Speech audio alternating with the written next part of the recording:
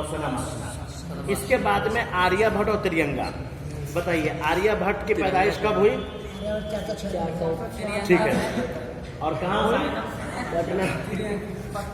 त्रियंगा। अच्छा, त्रियंगा कहाँ है? पटना से 20 किलोमीटर 20 किलोमीटर। छोड़ दिया हुआ है। पटना से 30 किलोमीटर जाने, गैस के बाद छोड़ो। हाँ, 30 किलोमीटर दक्षिण की तरफ। सुनिए, लुत्फुर रहमान के बाद में चैप्टर आ जाएगा किसका? आर्यभट्ट का। देख, हाँ, लुत्फुर रहमान का असल और दोनों नाम लुत्फुर रहमान ही है, ये बात याद रखना। हाँ, शबनम कमाली का असल नाम मुस्तफा रजा है।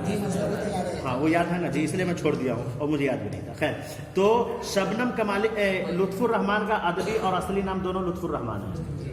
याद हो गया? लुत्फुर रहमान की पैदाइश 1941 में। याद हो गया?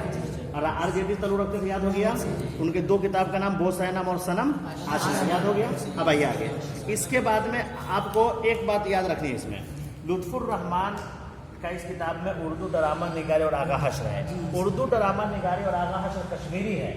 इनके 2-3 हम आप लोग को लिखाए थे ड्रामे का नाम, आगा हश्र और कश्मीरी का ड्रामे का नाम ये है। हाँ, ये यूट्यूब पर ये वीडियो मौजूद है, उसमें आप लोग देख लीजिएगा। अगर आप लोग को नहीं देखिएगा तो यहाँ देखिए, आप अपने किताब के सफ़ा नंबर 76 खोलिएगा और इसमें है असीर हद शहीद नाज मारे आस्तीन ख्वाब हस्ती खूबसूरत वाला यहूदी की लड़की रुस्तम सोहराब। ये आगा हश्र और कश्मीरी का ड्रामे का नाम है, जिन्होंने उर्दू में अहम किरदार अदा किया। उसके बाद आर्यभट्ट ने इस किताब में आर्यभट्ट ने क्या क्या ईजाद किया?